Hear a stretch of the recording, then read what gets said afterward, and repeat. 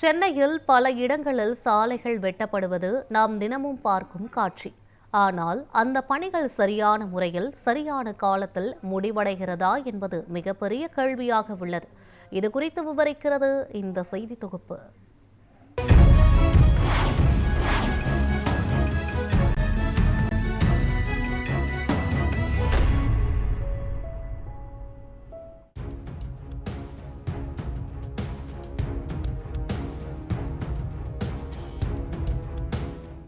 சென்னையின் விருகம்பாக்கம் பகுதியில் உள்ள ஆற்காடு சாலையில் நகர வளர்ச்சி என்ற பெயரில் நடைபெறும் பணிகளில் உள்ள அலட்சியத்தையும் துறைகளுக்கிடையேயான ஒத்துழைப்பு குறைவையும் வெளிச்சமிட்டு காட்டுகிறது.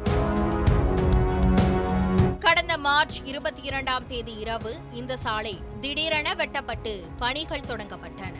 ஆனால் அடுத்த நாள் மார்ச் 23ஆம் தேதி காலை வரை அந்த பணிகள் அரைகுறையாகவே இருந்தன. இதனால் அந்த வழியாக சென்ற வாகன ஓட்டிகள், பாதசாரிகள், குறிப்பாக அந்த பகுதி வியாபாரிகள் கடும் சிரமத்திற்கு உள்ளாகினர். ரொம்ப சிரமமாடுங்க. திருப்ப முடியும் டேர்னிங்கில் திரும்பினா வண்டி இதாகுதுண்ணே. அந்த மாதிரி டயர் கூட பஞ்சர் ஆயிடுது சில டைமு, அந்த மாதிரி ஆயிடுதுண்ணே. திங்கக்கிழமை காலையில் வந்து பார்க்குறோம், அவ்வளோ நோண்டி சற்று மேலெல்லாம் போட்டு வச்சுருந்தாங்க. சற்று திறக்க முடியல, எங்களை கடை திறக்க முடியல.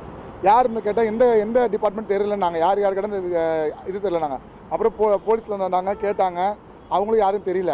அதுக்கப்புறம் ஈபின்னு சொன்னாங்க. ஈபின்னு சொன்னோன்னே ஈபி வந்து நோண்டிட்டு இருக்கிறாங்க. திடீர்னு கார்பரேஷன்காரன் வந்தாங்க. அடுத்த நாள் வந்துட்டு அந்த வேலை செஞ்ச கமாண்டரு, அப்புறம் ஜேசிபி எல்லாத்தையும் கொண்டு போய் வச்சாங்க. ஏன்னா இப்போ கார்பரேஷனில் இது பர்மிஷன் வாங்கலையாம். வாங்காமல் எல்லாத்தையும் நோண்டியிருக்காங்க. அதனால் கார்பரேஷன்காரங்க எல்லாம் பிடிக்கும் போய் வச்சுட்டாங்க. இப்போ 3 நாள் ஆகுது, மூடவும் இல்லை, எல்லாம் அப்படியே போட்டு போயிட்டாங்க. இது எங்களுக்கு தான் பாதிப்பாக இருக்குது, கடை வியாபாரிகளும் பாதிப்பாக இருக்குது. இந்த பிரச்சனை குறித்து தகவல் கிடைத்தவுடன் நமது நியூஸ் 7 தமிழ் செய்தியாளர்கள் குழு சம்பவ இடத்திற்கு சென்று நிலைமையை ஆய்வு செய்தது. அதே நேரத்தில் 128வது வார்டு அலுவலகத்துடன் தொடர்பு கொள்ள முயன்ற போது உதவி செயற்பொறியாளர் தரப்பில் முதலில் சரியான பதில் கிடைக்கவில்லை. பின்னர் இந்த சாலை வெட்டும் பணியை தமிழ்நாடு மின்சார வாரியம் சார்பாக அனுமதி இல்லாமல் மேற்கொண்டது தெரிய வந்தது. சாலையானது பிளக்கப்பட்டு அதிலிருந்து அந்த இபி கேபிள்கள் குறித்து நாம் 2 நாட்கள் முன்பு நியூஸ் 7 தமிழ் செய்தி வழியாக ஒரு நேரலை செய்தி வெளியிட்டிருந்தோம். அதன் அடிப்படையில் இந்த சாலை இதுவரை சீரமைக்கவில்லை, இதற்கு பற்றி என்ன காரணம் என இந்த பகுதி, அதாவது 128க்கு உட்பட்ட உதவி செயற்பொறியாளர் அலுவலகத்திற்கு நாம் சென்ற பொழுது அவரிடம் கேட்ட பொழுது மின்சாரத்துறை சார்பாக மாநகராட்சியிடம் ஒரு ஒப்புதல் பெறாமலே இந்த சாலையானது பிளக்கப்பட்டிருக்கிறது. அதனால் நேற்றைய தினம் மின்சாரத்துறையில் அவர்கள் பணிபுரிய இருக்கும் பொழுது மாநகராட்சி தரப்பிலிருந்து அவர்களின் பொருட்கள், குறிப்பாக ஜேசிபி போன்ற இயந்திரங்கள் மாநகராட்சி தரப்பில் கையகப்படுத்தப்பட்டிருக்கிறது. மேலும் இந்த சாலையானது பிளக்கப்பட்டிருக்கக்கூடிய காரணத்தால் மின்சாரத்துறை சார்பாக அவர்கள் ஒரு அப்பாலஜி கடிதமானது மாநகராட்சி தரப்பில் வழங்கப்படும் பொழுதுதான் அந்த வாகனங்கள் சீஸ் செய்யப்பட்டிருக்கக்கூடிய வாகனங்கள் மற்றும் பொருட்கள் அனைத்தும் விடுவிக்கப்படும், மேலும் இந்த சாலையானது புதிக்கப்படும் என மாநகராட்சி தரப்பில் உதவி செயற்பொறியாளர் நம்மிடம் தெரிவித்திருக்காரு. இந்த நிலையில் நமது செய்தியாளர் செய்தி சேகரிக்கும் நேரத்திலேயே அங்கு தோண்டப்பட்ட பள்ளம் காரணமாக ஒரு மாற்றுத்திறனாளி விபத்தில் சிக்கினார். உடனடியாக நமது செய்தியாளர் மற்றும் பொதுமக்கள் இணைந்து அவரை மீட்டு மருத்துவமனைக்கு அனுப்பி வைத்தனர். இதனை அடுத்து நியூஸ் 7 தமிழ் செய்தி குழு விருகம்பாக்கம் காமராஜர் சாலையில் உள்ள 128வது வார்டு அலுவலகத்திற்கு சென்று ஏட்டு கோவிந்தசுவாமியிடம் சம்பவத்தை குறித்து கேட்டறிந்தனர். அப்போது மாநகராட்சி அனுமதி இல்லாமல் இந்த பணிகள் தொடங்கப்பட்டதாக அதிகாரிகள் தெரிவித்தனர். இதனைத் தொடர்ந்து மாநகராட்சி அதிகாரிகள் சம்பவ இடத்திற்கு விரைந்து சென்று பணிகளை உடனடியாக நிறுத்தினர். மேலும் மின்சாரத்துறை உதவி செயற்பொறியாளர் ராஜேஷ் கண்ணன் மாநகராட்சியிடம் எந்த ஒப்புதல் பெறாமல் பணியை தொடங்கியதில் ஆத்திரமடைந்த மாநகராட்சி அதிகாரிகள் அங்கு பயன்படுத்தப்பட்ட ஜேசிபி வாகனங்கள் மற்றும் பொருட்களை கையகப்படுத்தினர்.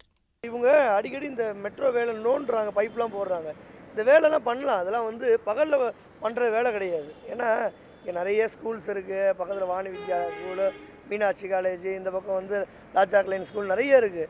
நிறைய பேருக்கு இடையூறு. திடீர்னு நீ காலைல வரோம் நோண்டி போட்டிருக்காங்க, 2-3 பேர் விழுந்துட்டாங்க, தடுக்கி விழுந்துட்டாங்க. இதெல்லாம் யார் பதில் சொல்லுவா? அதில் நானே இவரும் வண்டியில் வந்துட்டு இருந்தோம். திடீர்னு தடுக்கி விட்டுருச்சு கல் அங்கங்கே. இப்போ கூட ஒருத்தர் ஆக்சிடென்ட் ஆனார். இதே போல் இருக்கிறப்போ இந்த வேலைகள்லாம் கவர்மெண்ட் பகலில் வந்து செய்ய அனுமதி கொடுக்கக்கூடாது. ஏற்கனவே மெட்ரோ கட்டுறாங்கன்னு சொல்லிட்டு நாங்கள் இவ்வளோ வருஷம் கஷ்டப்பட்டுட்டு இருக்கோம். சரியாக ரோடு இல்லை, எவ்வளோ டிராஃபிக் பாருங்கள். நான் ஐயப்பதாங்கலேருந்து வடபள்ளி போனதுக்கு எனக்கு கிட்டத்தட்ட 1 hour ஆகுது. அதுவே கஷ்டப்பட்டு போயிட்டு இருக்கும்போது இன்றைக்கி வழக்கத்தை விட ரொம்ப அதிகமாக டிராஃபிக் இருந்தது. என்னன்னு பார்த்தா அந்த பக்கம் இபி லைன் தோண்டி போட்டிருக்காங்க. பட் சரியாக க்ளோஸ் கூட பண்ணலை. அவ்வளோ அவசரமாக தோண்டி நைட்டாக போட்டு எப்படி போவாங்க? கொஞ்சம் பாருங்கள், எவ்வளோ கூட்டம் போது எப்படி போகிறாங்கன்னு பாருங்கள். மக்கள் வசதிக்காக தான் ஒரு அரசாங்கம் செயல்படும்னா இந்த மாதிரியான சின்ன விஷயங்கள்லாம் எல்லாத்துக்குமே கவர்மெண்ட் நம்ம குறை சொல்லிட்டு இருக்க முடியாது. வேலை பார்க்குறவங்க கொஞ்சம் பார்த்து பண்ணலாம். பப்ளிக்கு கொஞ்சம் இடைஞ்சல் இல்லாமல் கொஞ்சம் பண்ணி கொடுங்க. ஒரு துறை அனுமதி இல்லாமல் பணியை தொடங்குவது தவறு என்றாலும் அதை தொடர்ந்து வரும் துறைகளுக்கிடையேயான முரண்பாடுகள் பொதுமக்களுக்கு தான் பெரிய சிரமத்தை ஏற்படுத்துகிறது. நகர வளர்ச்சிக்கு தேவையான பணிகள் வேகமாகவும் ஒருங்கிணைப்புடனும் நடைபெற வேண்டும். இல்லையெனில் இந்த மாதிரியான அரைகுறை பணிகள் மக்கள் வாழ்க்கையை பாதிக்க மட்டுமே செய்யும். நியூஸ் 7 தமிழ் செய்திகளுக்காக ஒளிப்பதிவாளர் சந்திரனுடன் செய்தியாளர் ஹரீஷ் மனோகரன்.